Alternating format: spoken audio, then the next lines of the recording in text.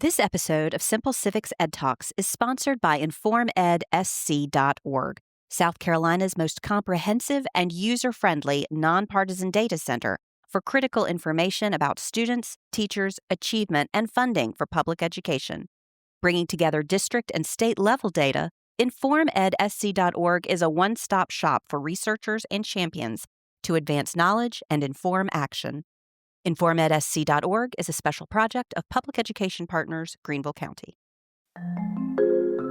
Furman University's Riley Institute doesn't just conduct research, it also works actively to identify and elevate the most effective evidence-based programs that support children and families on their journey from birth to successful adulthood, both in school and in out-of-school and after-school settings.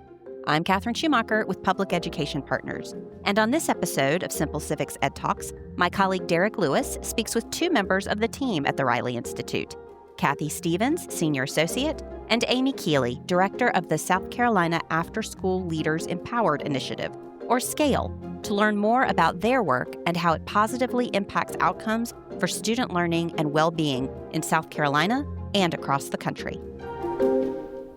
Cat and Amy, we are just thrilled to have you guys with us today and just so impressed with all the work that happens at the Riley Institute. For me, I think a lot of people think of like one facet of Riley, whether it's DLI or What Works or Scale or the after school work. There's just so much that's going on, and it's just really incredible that all of that is being done in the same place. So, Cat, maybe we could start with What Works. That program has been around for many years, and I know you've been involved with it for a while. So can you just tell us a little bit about the origin of What Works, SC? Absolutely. And thank you so much for having us. We're thrilled to be here. The What Works South Carolina program was born out of a study that happened 20 years ago now. But it was a $1 million study funded by the Hewlett Foundation to look at what is needed in South Carolina public education and what is working. And we learned a lot during that study, but one thing that we realized is that South Carolina has so many wonderful programs supporting public education that a lot of people didn't know about. And so one of our big findings or takeaways was, hey, let's establish What Works South Carolina and seek out all the programs that are evidence-based, because one of the values at the Riley Institute is evidence, and find those programs and elevate them and then really celebrate them.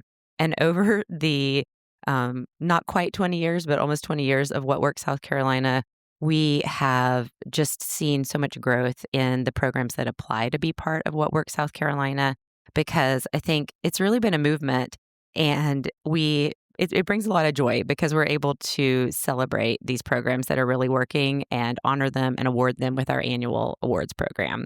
It's actually become kind of difficult because so many programs are applying, and we were like, wow, there's so much great stuff happening in our state. It is one of my favorite events of the year because I learned so much about programs that I really didn't, even in our own backyard. I learned about Smart Arts from What Works, and now First Steps does work with Smart Arts that we did not even consider doing before we kind of saw their presentation. I never even knew that, but I love that you learned about it and then formed a partnership. Yeah. And I think that's happened in other places across the state too. First Steps also partnered with the Children's Trust on Triple P, which was one of the recognized groups. And for us, what's been really cool is we have been trying to tell the story of Triple P all over South Carolina, and people just kind of saw it as one more parenting program. And then after the recognition, we and the trust have been able to really go into communities that were really kind of hesitant to do another parenting program, and it kind of validated the work of Triple P in a way that even the research hadn't done. So. Thank you for sharing that. We do hear that from a lot of award winners, that they've had the opportunity to tell their story, not just through the event, but through the videos that are produced about them. And then suddenly they do feel like they have that validation. So one of the other things that the Riley Institute is involved in is after school space. And I think for many parents, after school is a means to an end, right? Like the school day ends way too early and I can't get off work at 2:30. So what can I do from 2:30 to 6? And I think you guys have done some really incredible work in helping people understand that the after school minutes and hours are crucial. So can we just talk about some of the work that the Riley Institute is doing in the after school space? Absolutely. I love to say that after school is not an afterthought. And you really just hit that right there, that sometimes it's looked at as a homework center, as childcare only. as allowing working parents to work. And all those are really important things, but after school is so much more than that. And the work at the Riley Institute, we're really able to elevate the best practices, the evidence behind after school. There's an entire field of study dedicated to after school learning and an entire career path across the country dedicated to after school and what happens during those hours after the school day ends, and what happens during the summer when school is not in session. And we really feel that the work of the Riley Institute is helping to elevate those hours, helping to make sure that the after school space is validated and valuable, and that people understand that it's not just about babysitting, it's not just about childcare, it's not just about a homework center, but that there's really some amazing intentional evidence-based work that happens during that time. And we really feel like right now that after school is kind of having a moment nationwide and having a moment in the best possible way. Just in the last year or so, there's been a lot of evidence and research briefs that have come out really showcasing that there is immense bipartisan support for after school. I think it's the highest level that it's ever been in polling, that no matter who you vote for, no matter where your political leanings are, that people view after school as not just important, but as critical in their communities. There's been a nationwide staff survey that's come out, really talking to the staff who work in after school programs, again, helping to validate that this is a career path. This isn't just something that you do for, a little extra spending money during the after school hours, but that it's a real career. We have a health report that's come out nationally showing how after school impacts youth mental health, youth physical health. And the biggest is that there's a longitudinal study of 26 years of after school evidence showing that young people who participate in these programs, the longer they participate, the higher the quality of the programs that they participate at every stage in their academics and even into their young adulthood. They're better learners, better earners, and better leaders. Yeah, it's really exciting stuff. Now, a couple of the after school programs that you guys are involved in, a SCALES project, and then do you want to talk a little bit about that? Sure, absolutely. So SCALE stands for, we love an acronym in education, as we all know, right? And SCALE stands for South Carolina After School Leaders Empowered. And this is a project of the Riley Institute in partnership with some other after school serving organizations across the state. And it is a year-long fellowship model where we serve existing after school professionals within South Carolina to really help to provide evidence-based best practices for them. They learn the evidence, they receive strategies and tools and resources that they can take back and implement in their programs. But it's a really intensive process for a year. They're learning all of this. They're changing their knowledge. They're changing their behaviors in their program that impact the young people, really with the goal of improving the quality of the after-school work that takes place across our state, expanding to serve more students, either by enrolling more students or having programs that operate more hours or more weeks out of the year, and also making these programs more sustainable through partnerships, through staff that are elevated and well-trained, through funding opportunities, through evidence. We've been in operation for 4 years. We've served 83 fellows from across the state and truly from all corners of the state. These fellows represent 57 school districts in South Carolina. So we're really intentional about making sure that we're impacting all of the state. And these folks represent about 58,000 students in South Carolina who are receiving higher quality programming. And then therefore they're on the path to be better learners, earners, and leaders themselves. I mean, it's really incredible when you think about the number of families who rely on after school care and to see it kind of elevated and be treated as something that could contribute to not only the child's learning, but the health and well-being of the child and the family stability. I mean, it's really having huge impacts. Absolutely. Absolutely. It's, like I said, it's having a moment in the best possible way. I think it's really a special place to sit to be able to share that information, to, disperse these strategies, and also just to get to know the amazing people all across our state that are doing really, really good work in their schools, in their community centers, out of their faith communities that are just really working to transform their communities, because it's the right thing to do and because they want to make an impact on kids and families. what you just said about how important it is in families' lives. I mean, and the school day ending when it does, it's so complicated. And I just wanted to say, the National After School Alliance does their America After 3 study every few years, and they completed it again in 2025. And they found that around 79,000 children are in after school in South Carolina, but that there are over 350,000 who would like to be, but don't have access to a program. So it just shows you how high the demand is, and we're not meeting that demand just yet, but we hope to.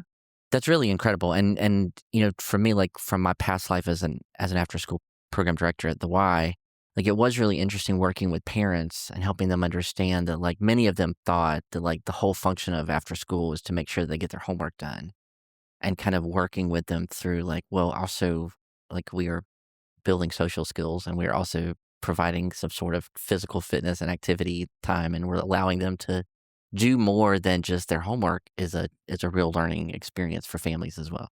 Now let's talk a little bit about the policy fellowship, because I know that's also part of this after school work. I really wanted to have a chance to mention that. That's the White-Riley-Peterson Policy Fellowship, and it's been around for 14 years, and it's funded by the C.S. Mott Foundation. And it is very much focused on how to improve after school policy at the state level.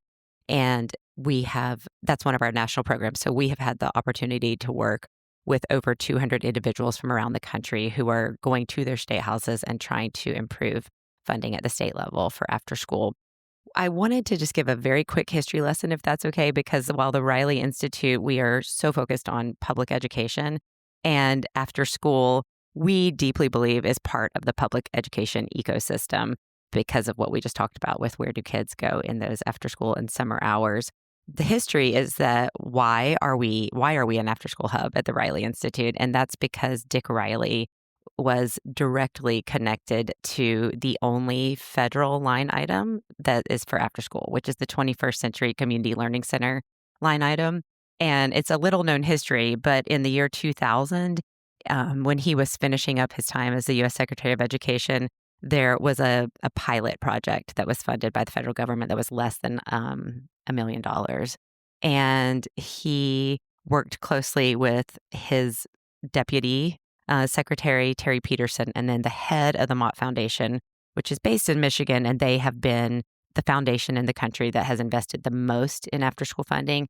And they worked in this public-private partnership to expand that pilot after school line item from $1 million to now $1.3 billion. And so it's remarkable to have a line item that has lasted for 25 years and continued to grow. And it's a testament to the bipartisanship of this issue. So I just wanted to mention that because it's such a neat history about our beloved Dick Riley and his work. So with our policy fellowship, it's very similar to scale. And I'll just say it's a year-long educational opportunity. The individuals from around the country come to Furman and have this very intensive learning experience. And then they go back to their home states, and we mentor them on policy projects throughout the year to work on after school. It's really incredible the reach that the Riley Institute has, both kind of influencing work within the upstate, but also all over South Carolina and throughout the country. You guys have been kind of all over the state doing work with What Works and Scale and the fellowship. Like when you look across the state of South Carolina, like what are some bright spots that you see that kind of are encouraging to you? A couple of different organizations that I think are doing some really amazing work. One is the South Carolina Arts Commission and Arts and Basic Curriculum. There is a lot of work going on right now about the value of arts education, both in school and out of school. And I just think that's such exciting work. Kids are excited about the arts. Kids are excited to create and to perform and to communicate. When we talk about, youth well-being, being able to express themselves is really important, and the arts are a great way to do that. So I think there's some really innovative work taking place across our state that combines art education with traditional education, and that's super exciting. I also want to mention South Carolina Department of Juvenile Justice. Like we've talked about, the Riley Institute is in a really cool spot to get to celebrate good things that are happening in education. And we don't necessarily think about DJJ as being something that we're celebrating, but they are doing some really great prevention work. And after school is one of their prevention focuses. They are actually running dozens of teen after school centers all across the state where juvenile justice is funding small community centers in often very rural communities to intentionally engage middle school and high school youth who could otherwise end up potentially in the juvenile justice system, or also to provide a space for kids who have been engaged in the juvenile justice system but need a positive place to be during those after school hours. And so they are supporting this prevention side of adolescence, and really, yeah, it's really exciting to know what they're doing to support the well-being of young people. I have a quick list I'm going to run through because there's so many great things. One is the expansion of the Dolly Parton Library in South Carolina, and I want to give a shout out to Furman graduate and state representative Neil Collins because he's such a public education advocate, and I'm really happy to see the expansion of that library in South Carolina. Public Education Partners, I think, is just truly a model for how districts and organizations can partner. And I'm sure many people try to emulate you, are not there yet, but just appreciate everything you do. I wanted to just mention a couple of organizations that are working in the after school and summer space. Original Six Foundation, that's Nikki Haley's foundation, and they are doing so many just high quality after school programs in rural areas in our state. And similarly, in the after school space, Engaging Creative Minds in Charleston and other surrounding counties, just this arts infused summer learning that has won national awards. And I don't know if everybody knows that, but under the leadership of Robin Berlinski. And just two other things. I have been impressed by the work of our legislature to raise teacher salaries. And I'm proud of that as our state. And I always go back to something Secretary Riley said many years ago. But one of the beautiful things about living in a small state is the opportunity to really make an impact. I mean, it's hard sometimes. I think in California or Texas, sometimes you might feel like a drop of water, but we really have the chance to make changes in South Carolina. So I've appreciated that work around salary. And then lastly, I just want to mention a project that we're going to be working on in partnership with the Education Oversight Committee. We're actually going to be conducting an ROI study for after school.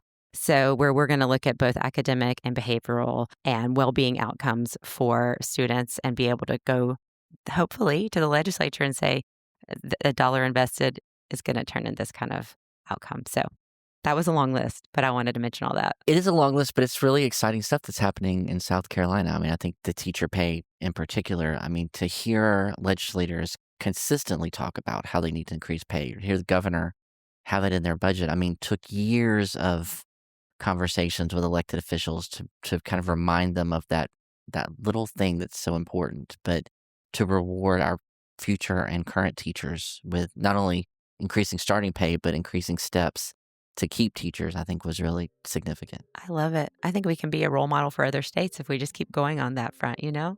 Well, thank you both for all the work that you do with the Riley Institute. We really just appreciate all you do to kind of celebrate the successes that are happening all over the state while keeping us aware of how we can continue to do better. So thank you for your work. Thank you. Thanks for having us. It's great. Simple Civics EdTalks is a joint project of Greater Good Greenville, Greenville First Steps, and Public Education Partners Greenville County. Hi, Simple Civics Greenville County listeners, Nathaniel here. If you've made it this far, then we think you'll really love our newsletter. Sign up for bonus content, updates, and more right in your inbox. Look for the link in the description that says newsletter to sign up, or visit us at simplecivicsgreenvillecounty.org. Find the link in the menu that says newsletter and sign up there. We'll see you again next week.